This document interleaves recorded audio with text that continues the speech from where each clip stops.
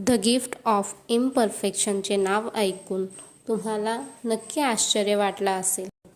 पण लक्षात ठेवा मित्रांनो, द गिफ्ट ऑफ इम्परफेक्शन पुस्तकच्या सारांशी महत्त्वाच्या गोष्टी तुमच्या आयुष्यात बदल घडवून आणू शकतात. द गिफ्ट ऑफ इम्परफेक्शन पुस्तकमध्ये सांगितलं गेलं आहे की आपल्या उणिवांनी म्हणजे की अपरिपूर्णतेने आपल्याला खूप सारे उपहार दिलेले आहेत. प्रत्येकाला परफेक्ट लाईफ, परफेक्ट जॉब आणि परफेक्ट लाईफ पार्टनर हवा असतो. पण जेव्हा त्याला ते सर्व परिपूर्ण मिळत नाही तेव्हा तो दुःखी होऊन जातो. लेखकाने पुस्तकात सांगितले आहे की आपल्या उणिवांनी आपल्याला अनेक भेटवस्तू दिलेल्या आहेत. चला तर मित्रांनो, द गिफ्ट ऑफ इम्परफेक्शन म्हणजे की अपूर्णतेची भेट ह्या पुस्तकाच्या सारांशला सुरुवात करूया. ह्या भेटवस्तूंची जाणीव होण्यासाठी तुम्हाला स्वतःमध्ये काही गुण विकसित करावा लागेल. शरीराची गुणवत्ता जे तुमचे मूल्य वाढवते. पहिला आहे ऑथेंटिसिटी म्हणजे की सत्यता.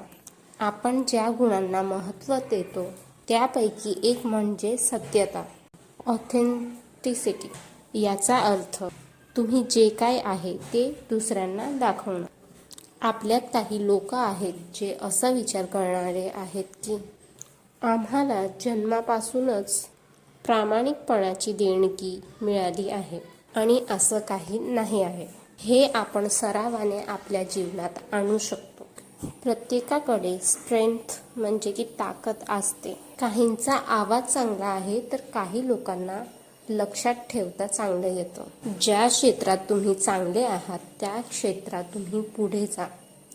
फक्त लोकांना प्रभावित करण्यासाठी तुमचा मार्ग बदलू नका. तुम्हालाही तुमच्या आयुष्यात आनंद हवा आहे, त्यामुळे प्रामाणिकपणाशी कनेक्ट व्हा. अनेक वेळा असे घडते की आपल्याला काहीतरी करायचे असते पण लोकांचे म्हणणे ऐकून आपण मार्ग बदलतो. आता प्रामाणिकांनी त्यांची खरी प्रतिमा लोकांसमोर आणली पाहिजे असे लेखकाने म्हटले आहे. नमूद केलेले मुद्दे तुम्हाला प्रामाणिकता विकसित करण्यात मदत करतील. पण तरीही तुम्हाला एक गोष्ट लक्षात ठेवावी लागेल. जेव्हा जेव्हा तुम्हाला कठीण प्रसंगांना सामोरे जावे लागेल आणि तुम्हाला असहाय वाटत असेल तेव्हा तुम्हाला स्वतःवर थोडं प्रेम करावा लागेल. दुसरं आहे परफेक्शन इज ॲन इल्युशन. याचा अर्थ आहे की परिपूर्णता हा एक भ्रम आहे. आयुष्यातील सर्वात कठीण काम कोणते आहे? उत्तर आहे कठीण काम म्हणजे आपण परिपूर्ण आहोत हे स्वतःला सांगणे थांबवणे. आयुष्यभर आपण फक्त लोकांना दाखवत राहतो की आपण परिपूर्ण आहोत म्हणजे की परफेक्ट आहोत. स्वतःला एक परिपूर्ण माणूस समजणे की आपल्यात कोणताही दोष नाही, ही गोष्ट तुम्हाला पुढे जाऊ देणार नाही. त्यामुळे परिपूर्णतेच्या मागे धावू नये. आयुष्यात हे लक्षात ठेवायला हवं की तुमच्या प्रगतीतूनच सुखाचे दार पुढे जाईल. असे काही लोक आहेत जे स्वतःला परिपूर्ण समजतात, त्यामुळे तिथल्या प्रगतीकडे ते कधी लक्षच देत नाही. परफेक्शनिझम म्हणजे की परिपूर्णता एक आजार आहे.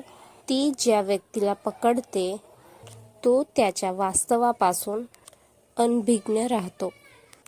म्हणूनच आपण स्वतःला परिपूर्णताचे सापळ्यापासून दूर ठेवले पाहिजे. परिपूर्णताऐवजी स्वतःमध्ये आत्मसहानुभूती आणा. नंबर 3 आहे सेल्फ कंपॅशन.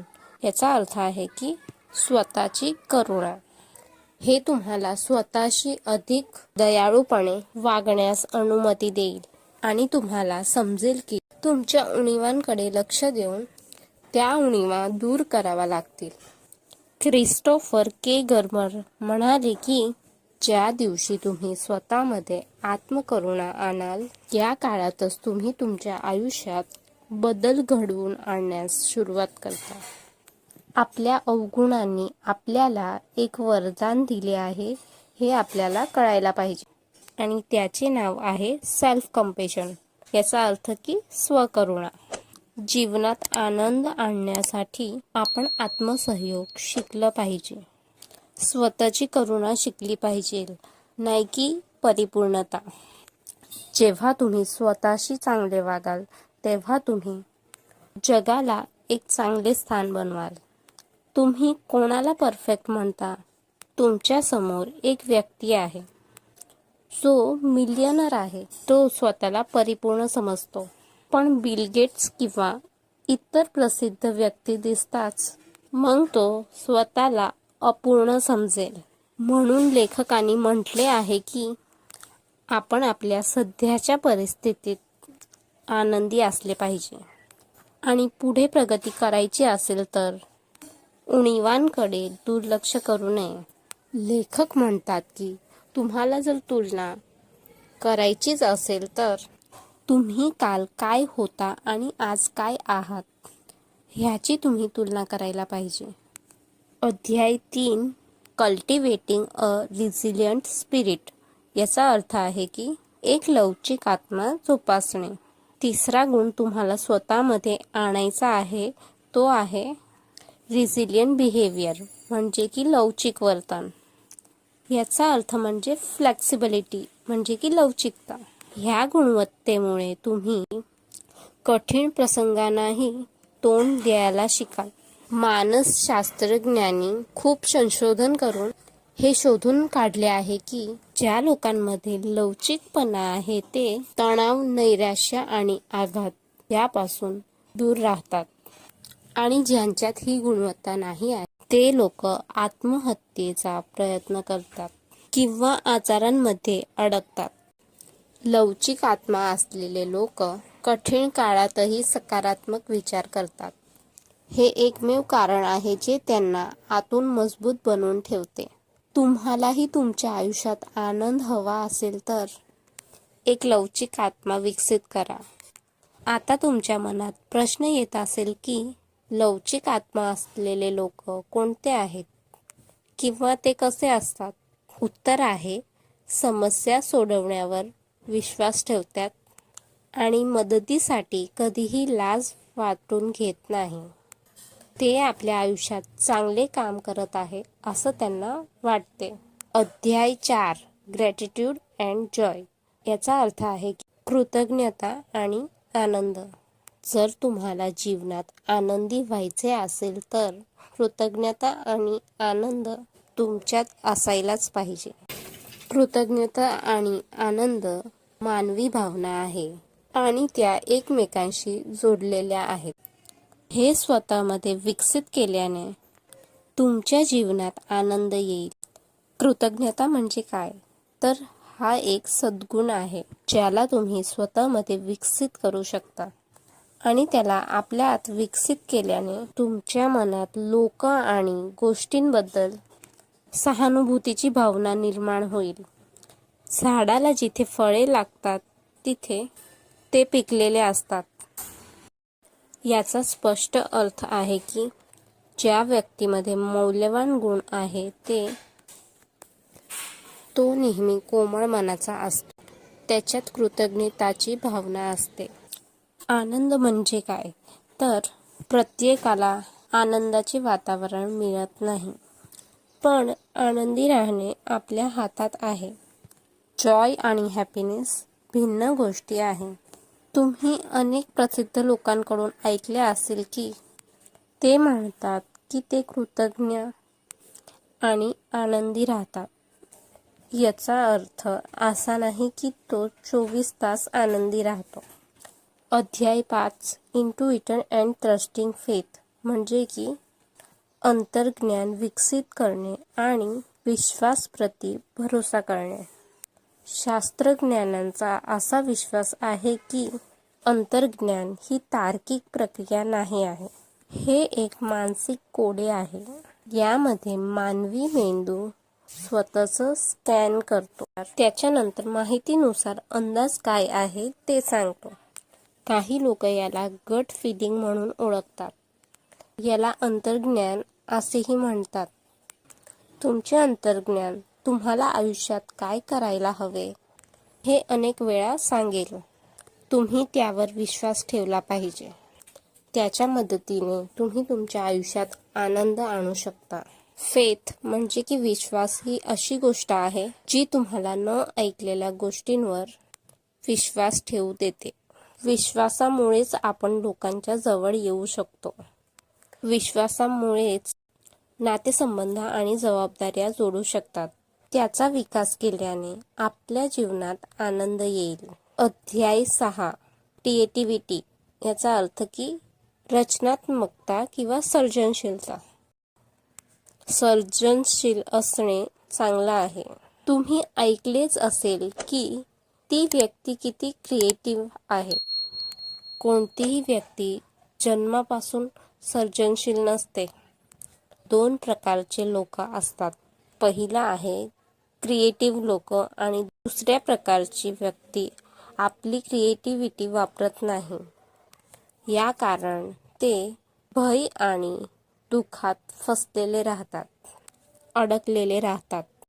बरेच लोक क्रिएटिव्हिटी आणि नॉन क्रिएटिव्हिटी बद्दल बोलतात. तुम्ही क्रिएटिव्ह नाही आहे असं तुम्हाला कोणी सांगितले तर काही लोक ते मान्यही करतात. आज मी तुमचे सर्व भ्रम तोडते. कोणताही मनुष्य जन्माने सर्जनशील नसतो, पण तो केवळ सरावानेच त्याच्या आयुष्यात सर्जनशीलता आणू शकतो. जर तुम्हाला आयुष्यात आनंद आणायचा असेल तर तुम्हाला आयुष्यात सर्जनशीलता आणावी लागेल. असं केल्याने तुम्ही तुमच्या जीवनात आणि जगात आनंद पसरवू शकता. ही अशी शक्ती आहे ज्याद्वारे तुम्ही लोकांचे मेंदू एकमेकांशी जोडू शकता आणि त्याच्या मदतीने आपण आपल्या समाजात आनंद आणू शकतो. अध्याय 7 आहे कल्टिवेटिंग प्ले अँड रेस्ट. याचा अर्थ आहे की खेळणे आणि विश्रांती घेणे. संशोधनात असे दिसून आले आहे की जे लोक आपले जीवन खुल्या मनाने जगतात त्यांच्यात असे वेगळे काय आहे की संशोधन करणाऱ्यांनाही आश्चर्य वाटलं. जो माणूस मोकळ्या मनाने लहान मुलासारखा खेळतो आणि आराम करतो त्याचा मेंदू चांगला काम करत आहे आणि तो त्याच्या आयुष्यात नेहमी आनंदी असतो.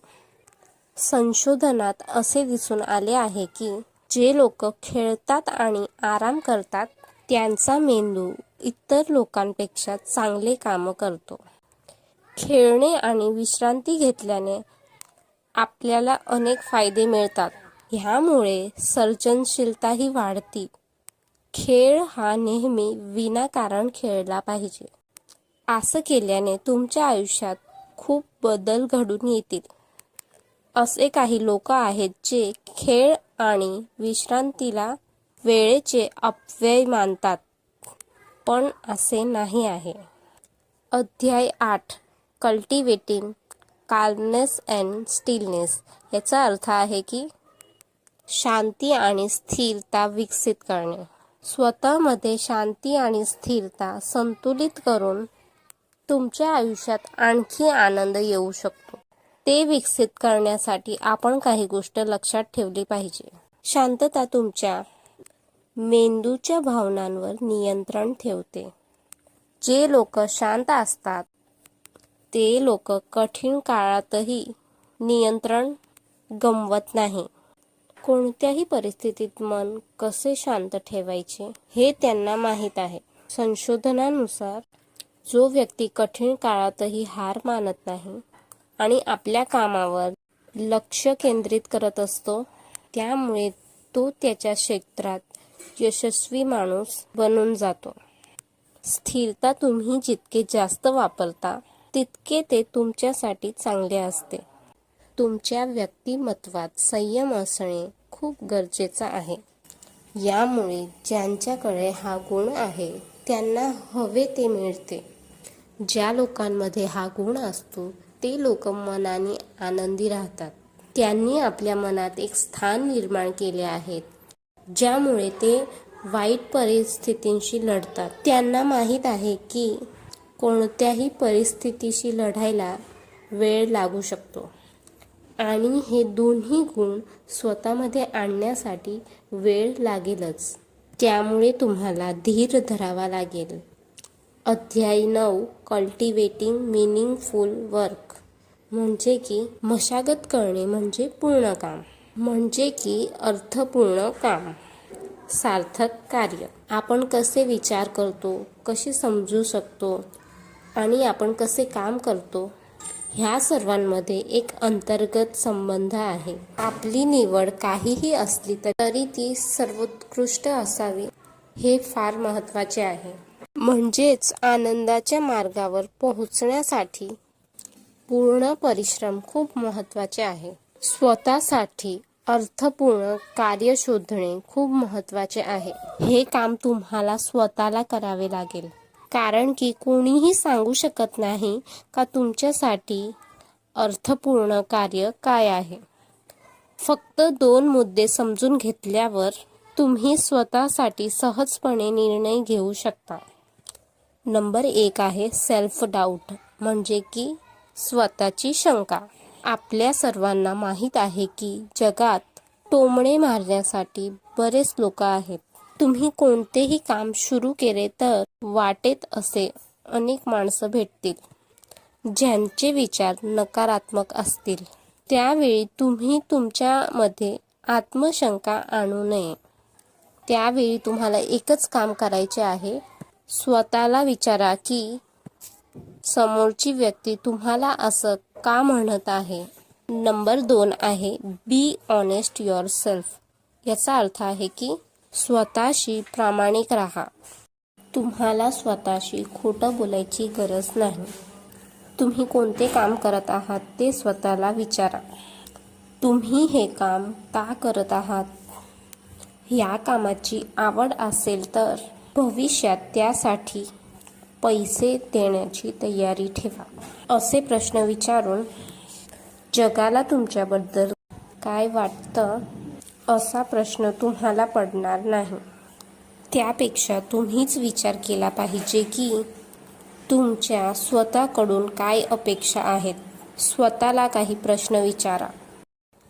असे केल्याने तुम्ही स्वतःच्या नजरेत चांगले बनता आणि त्यावेळी लोकही तुमच्या प्रामाणिकपणाचे कौतुक करायला लागतात. तुम्हाला स्वतःला वाटू लागेल की तुम्ही जिवंत आहात.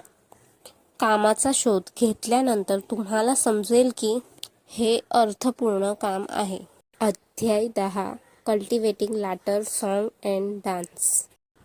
मार्क ट्वेन म्हणतात की असे नृत्य करा की जसं तुम्हाला कोणी पाहतच नाही.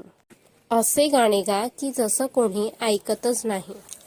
आपण स्वर्गात असल्यासारखे जीवन जगा. मेडिकल रिसर्च काय म्हणते ते देखील पाहूया. जे लोक गाणे आणि नृत्याकडे दुर्लक्ष करणारे आहेत त्याचा त्यांच्या मनावर वाईट परिणाम होतो आणि ह्या कारणांमुळे त्यांना वाईट वाटू लागते. त्याचे दीर्घकालीन परिणाम तुम्हाला दुःखी करू शकतात आणि तुम्ही मानसिक आजाराला बळी पडू शकता. गाणे आणि नृत्य याचं महत्त्व समजून घेण्यासाठी आपण विचारलं पाहिजे की गाणे आणि नृत्य आपल्यासाठी महत्त्वाचं का आहे. मानसशास्त्रीय संशोधन दरम्यान असे आढळून आले आहे की हास्य, गाणी आणि नृत्य हे भावनिक आणि आध्यात्मिक संबंध आपल्या मेंदूशी जोडतो. यामुळे मेंदूच्या नसा शांत राहतात. तुम्हाला तुमच्या जीवनात आनंद आणि शांती आणायची असेल तर त्यामुळे तुम्हाला हास्य, गाण्याची आणि नृत्याची मदत घ्यावी लागेल. असे केल्याने तुमच्या जीवनात आनंद येईल. द गिफ्ट ऑफ इम्परफेक्शन ह्या पुस्तकाच्या सारांशातून आपल्याला बरेच काही शिकायला भेटेल. तर मित्रांनो, तुम्हाला हा बुक समरीचा व्हिडिओ कसा वाटला मला कमेंट करून नक्की सांगा. आणि व्हिडिओ आवडला असेल तर व्हिडिओला लाईक, शेअर आणि सबस्क्राईब नक्की करा. आणि तुम्हाला अजून कोणत्या पुस्तकाचा सारांश पाहिजे ते देखील नक्की सांगा. तर भेटूया नेक्स्ट व्हिडिओमध्ये. तोपर्यंत काळजी घ्या. बाय.